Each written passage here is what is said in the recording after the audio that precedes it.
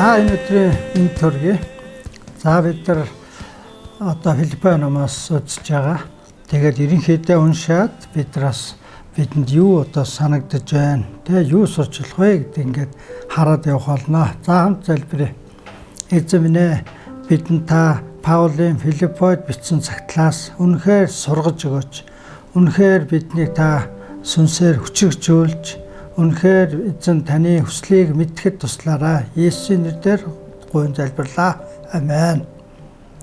За бүгдээрээ 3 дугаар бүлгийг үргэлжлүүлье. Филиппой 3:12. Би хэдийн олж авсандаа эсвэл хэдийн төгс болчихсондоо бус, харин Христ Есүс намайг өөрийн болгож авсан учраас би ч үүнийг өөрийн болгож авахын төлөө урагшилдаг. За нөгөө бидний суралцдаг нөгөө бурханлаг Паул маань одоо хэдийн одоо болчихсон, одоо би боллоо гэх биш, харин ч бүр ингээд илүү одоо энэ авралаа илүү баттай болгож, тэгээд илүү Есүсийг таних төлөө тэр урагшилдгаа гэсэн, суралцдгаа гэсэн. Тийм учраас л бид өглөө болго энэ өглөөний цагтаа бид анхааралтай байж, бид өөрсдөө үгийг уншиж суралцахаас гадна бид бусдын гэрчлэл, бид бусдын сургаалаас ч гэсэн суралцах хэрэгтэй. За 13 дээр ах トゥ нараа би үүнийг өөрийн болгосон гэж бодохгүй, харин хийдэг ганц юм ардгаа мартаж урдах зүйлс рүүгээ тэмүүлж Христ Есүс дотор Бурхны дээш чиглэсэн дуудлагын шагналын төлөө бариа өд урагшилдаг. За энэ дээр ингээд ганцхан юмыг хийдэг. Ерөөсөө л өмнөхөө мартаад урагшаа тэмүүлдэг. Бид одоо өнгөрсөн үеэ хараад, харамсаад, шаналаад байж болохгүй гэсэн үг.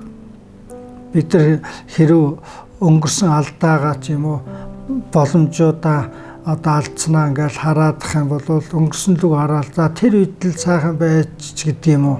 Ингээ хараад байвал жоохон сэтгэлээр унана. Тэгээд өнгөрсөн үетэй ингээд зууралдаад байвал ерөөсөө урагшлахгүй. Бидний улам араас чангаана. Одоо ийм зүйлийг чи хийх ёстой, чи ийм зүйлийг бараг мартаж болохгүй, чи хэн байснаа одоо тэ бараг мартаж болохгүй ч гэдэг юм ингээд хуучин тэр амьдралын хэм маяга байнга одоо санаал хуучин амьдрал дотроо амьдраад иж болохгүй. Бид одоо өмнөх зүйлээ орхиод, энэ орхих гэдэг үг нь маш чухал. Бид нар үнэхээр чухал тэр орхих ёстой зүйлээ бид нар орхихгүй бол бид нар шинээр ингээ олж авч чадахгүй. Тийм учраас бид нар зарим зүйлийг одоо ялангуяа хувь хүний өөрийн тэр өмнөх амьдралтай холбоотой тэр үзэл бодол, тэр зүйлийг бид нар найддаг байсан зүйлээ орхих хэрэгтэй. Тэгээд бид нар урагшаага тэр бариа руугаа бид нар хэн болохын төлөө явж байгаа вэ? Бид нар юунд хүрэх гэж байгаа вэ? Бид нар Бурханаар юунд дуудагдсан бilé? Энэ зорилгоо ерөөсөө мартаж болохгүй. Хэрвээ энэ зорилгоо мартах юм бол тэгэл өдөр тутмын амьдралын аашаар зүйлтэй ингээл хутгалдаал, тэгэл нөгөө зорилгоо мартаал хаашаа явж байгаагаа ч мэдэхгүй. Тэгээ өдөр тутмын амьдрал чинь нөгөө зорилготойгоо нийцэхгүй бол. Уг нь одоо Бурханы дуудлагын дагуу бид нар Есүс чиг болох гээд Паулаас суралцах гээд байгаа. Гэтэл нөгөө энийг мартчих юм бол тэгэл өдөр тутамдаа ингээл одоо хямраал, санаа зовоол, одоо стресстэй төвшөөл, за энийг ч болгох чаас энэ ч хэцүү асуудал ийм ч юм байна гэд ингээд нөгөө нэг байрандаа л ингээд гацаад авах боломжтой. Эйгүүл бол хуучин амьдрал руугаа ч гэсэн одоо гулгаж орох боломжтой. Хуучин амьдралын тэр хэм маяг, тэр одоо зорилгоо бид нар орхихгүй бол хуучин амьдралаа үргэлжлүүлсэн хэвээр ингээд Бурхан дотор ахис твшлийг олохгүй боломжтой. Тэгээд энэ 17 дээр ах トゥ нараа намайг дуурайчдээ та нарт үзүүлсэн жишээгээр явдаг хүмүүсийг ажиглаа гэсэн.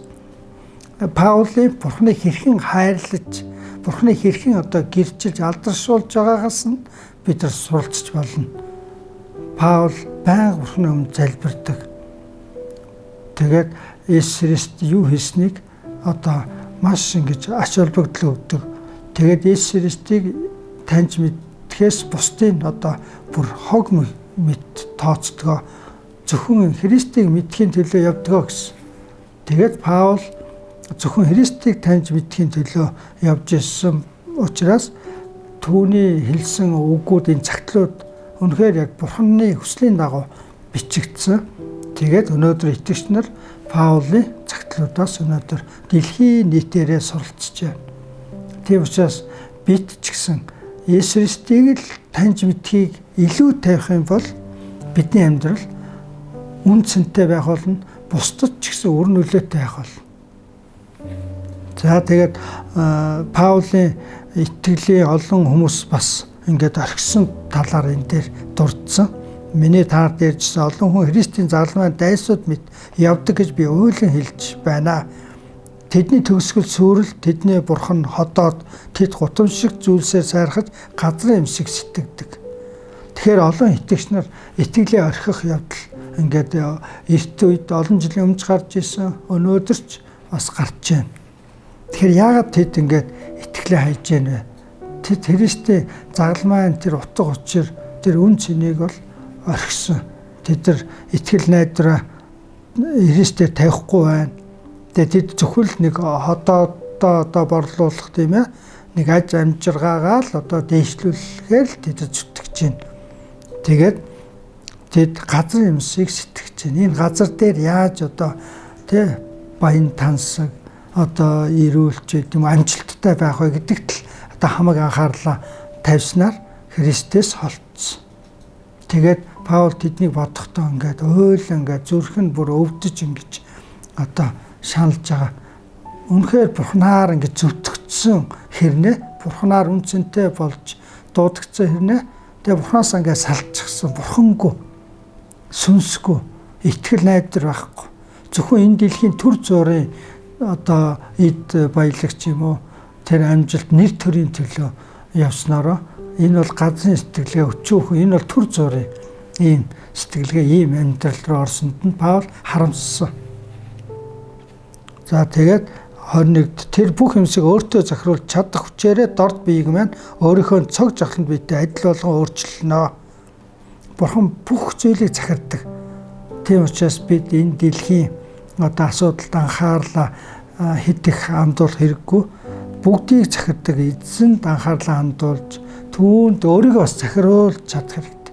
Тэгхийн бол бидний энэ сул дорой заримдаа өвддөг, тий хүч дутдаг энэ сул дорой биеийг маань үнэхээр хожим өөрийнхөө тэр биетэй адил бүр бурханлаг сүнслэг бие болгон өөрчлөх болно. За энэ бол бидний итгэл найдар. Энэ бол бас бидний нэгэн зорилго. Бид бүрэн төгс Бурханаар шинчлэгдэх тэр цагийг хүлээдэг. Тэр цаг руу бид тэмүүлдэг. За хамтаа залбирцгаая. Эзэн Есүсээ биднийг итгэлээ хайдаггүй болгож өгөөч. Бурхан Аава, биднийг эзэн минь ээ үнэхээр энэ газрын сэтгэлгээгээр энэ төр зуурын өдөр тутмын тэр амьдралд одоо илүү анхаарах биш эзэн минь ээ. Харин эзэн Есүсээ бид урагшаагаа тэмүүлж Есүс шиг адил болох тэр л одоо зорилгын дагуу бариа руугаа урагшилдаг болгож өгөөрэй. Бидэнд та гайхамшигтай хүсэл төлөвлөгөө бэлдсэн учраас таны хүслийг биелүүлэхийн төлөө бид урагшлах болно. Бид суралцах болно. Бид өнгөрсөн амьдралтайгаа цууралдаж бид өнгөрсөн амьдралынхаа хэв маяг сэтгэлгээгээр бид амьдрахгүй. Бурхан бидэнд та шинэ хараа өгөөрэй. Есүсийн нэрээр гуйн залбирлаа. Амен.